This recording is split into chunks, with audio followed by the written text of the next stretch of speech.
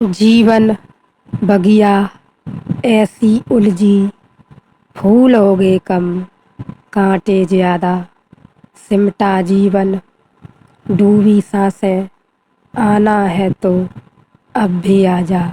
यदि आपने अभी तक अंतिम अध्याय न देखा हो तो अंतिम अध्याय देखें, और यदि आप समझ सकें तो इस अध्याय को जरूर देखें। यदि आप इस यात्रा में शामिल हैं और अपने अंतरतम स्वरूप में उतरने के लिए तैयार हैं तो फिर यह अध्याय आपके लिए बहुत महत्वपूर्ण है। पिछले अध्याय भी आपके लिए महत्वपूर्ण रहेंगे। यह यात्रा हमारे अंतरतम में उतर जाने की है। हम कौन हैं यह ढूंढ निकालने की है। यह यात्रा विशेष यात्रा है। सिद्धांत एक बात है, सत्य दूसरी बात। इससे पहले मैं आपको बता देना चाहता हूँ, अनुभव जो है अभी तक का वह यह भी है कि जितना आप इस यात्रा के दौरान जितना आप बोलेंगे, जितनी आप चर्चा बहस तर्क करेंगे, कभी भी यदि आपने ख्याल किया हो अपने जीवन में, जितनी आप बातचीत करते हैं उतने ही आप विस्मृत हो जाते हैं।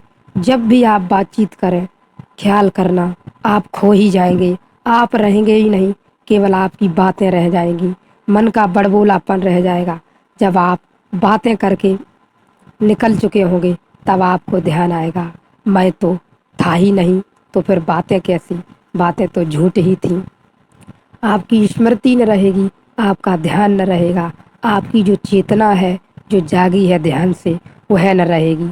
तभी आप बातें चर्चाओं में घुस सकेंगे। यदि आप ध्यान में हैं तो आप चर्चा न कर सकेंगे, क्रोध न कर सकेंगे। जाग के कोई भला क्रोध कैसे कर सकता है। इस बात पर एक बार भी आप गौर करके देखना, आज ही प्रयोग करना। जहाँ भी आप बातचीत कर रहे हो, बहस कर रहे हो, उसके बाद आपको ख्याल आएगा कि मैं तो था ही नहीं, चेतना तो थी ही नहीं। दूसरी बात, यदि आप जानते हैं इस यात्रा में तो जानने से कुछ भी नहीं होगा। आप जो जानते हो, चाहे आपने किताबें पढ़ी हो, कितनी भी किताबें पढ़ी हो, चाहे आप लखपति आदमी को जानते हो या करोड़पति या अरबपति, किसी भी बड़े से बड़े व्यक्ति को जानते हो, इस यात्रा में केवल मैं यहाँ पर ध्यान रहे अंतरतम की यात्रा की बात कर रहा हूँ। जीवन के बाहर की चीज़ों की बात नहीं कर रहा हूँ, वस्तुओं की बात नहीं कर रहा हूँ, किसी बाहर के काम की बात नहीं कर रहा हूँ। अंतरतम में यदि आप बहुत कुछ जानते हैं तो वह आपके मस्तिष्क में सिवाय कचरे के अलावा और कुछ भरा हुआ नहीं है। आप अनुभव करके देख लें, जितनी भी आपने पढ़ा है, सुना है, देखा है, बोला है, जिसको भी आपने भीतर एक छवि बना रखी है, मार रखा है, वो बहुत पढ़ा है, उसकी बातें आप बाहर करके देखें, तत्क्षण आप पाएंगे इस यात्रा में कि इसमें तो कोई सार नहीं, इसमें तो कुछ पाया नहीं। अनुभव की बात मैं आपको बता रहा हूँ, आप एक प्रयोग करके देखें। आप किसी को भी जानते हैं, चाहे वह मिनिस्टर हो, कोई हो, एमपी हो, एमएलए हो, कोई भी हो, अभिनेता हो, कोई हो, उससे आपके जीवन में कोई निखार नहीं आएगा, कोई किरण नहीं चमकेगी। मेरे कहने का मतलब यही है कि अब आपने अंतरतम स्वरूप में उतरने का केवल एक ही उपाय है, खुद ही उतर सकते हैं। यहाँ किसी को साथ नहीं लाना होता है। बाहरी बातें जैसे होती हैं कि हम किसी को कुछ नहीं कर सकते, हम खुश नहीं कर सकते, वो बाहरी बातें हैं। लेकिन हम यहाँ किसी को नहीं ला सकते, यही अटल सत्य है। केवल और केवल हमें ही प्रवेश करना होता है। बाहर की बात यह है, कोई व्यक्ति नाराज है तुमसे, कुछ मांग रहा है, कुछ वस्तु मांग रहा है, कुछ धन मांग रहा है, यदि वह आप उसे दे देते हैं तो वह तत्काल ही प्रसन्न हो जाता है। लेकिन यहाँ अंतरतम की यात्रा में ऐसा बिल्कुल भी नहीं है, किसी को साथ न ला सकेंगे। कहने का मतलब यही है, आप कितने लोगों को जानते हैं, कितना जानते हैं, आपके पास कितने महल हैं, कितने बंगले हैं, कितना घर परिवार है, कितने आप शिक्षित हैं, कितना बड़ा आपका पद है, इससे कोई काम न चलेगा। कितने बड़े पद वालों को आप जानते हैं, इससे भी कुछ न होगा। सिद्धांत उधार है, सस्ते हैं में लिया गया है, चोर बाजार से खरीद लिया है। मुफ्त गए हो, कहीं राह पर पड़ा मिल गया है, अर्जित नहीं किया है। क्या सिद्धांत? सत्य अर्जित करना होता है। जीवन की जो आहुति चढ़ाता है वही सत्य को उपलब्ध होता है। जीवन का जो यज्ञ बनाता है वही सत्य को उपलब्ध होता है। सत्य मिलता है स्वयं के श्रम से, सत्य मिलता है स्वयं के बोध से, दूसरा सत्य नहीं दे सकता। इस एक बात को जितने भी गहरे तुम संभाल कर रख लो उतना हितकर है। सत्य तुम्हें पाना होगा, कोई जगत में तुम्हें सत्य नहीं दे सकता। और जब तक तुम यह भरोसा किए बैठे हो कि कोई दे देगा, तब तक तुम भटकोगे। तब तक सावधान रहना, कहीं मनोहर धोबी के गधे न हो जाओ। तब तक तुम त्रिवेणी पर आकर चूक जाओगे, संगम पर पहुंच जाओगे और समाधि न बनेगी। यह त्रिवेणी संगम इसकी पिछले अध्याय में चर्चा है। संगम पर पहुंच जाओगे और समाधि न बनेगी, बार बार घर के करीब आ जाओगे और फिर भटक जाओगे। मैंने सुना है राबिया अल अदाविया एक सूफी फकीर और गुजरती थी।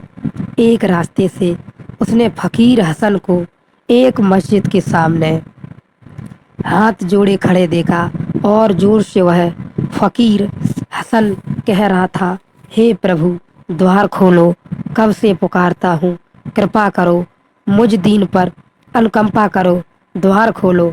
हसन की आंखों से आंसू बह रहे हैं। राबिया वहीं से निकलती थी।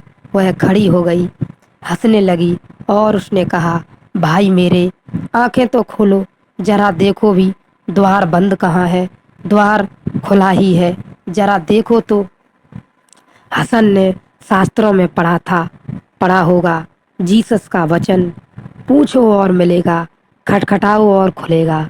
शास्त्र से पढ़ा था, चीखो पुकारो, आर्त तुम्हारी पुकार हो तो परमात्मा का द्वार खुलेगा। यह राबिया शास्त्र से पढ़ी हुई नहीं है, इसने देखा कि द्वार परमात्मा का कभी बंद ही नहीं।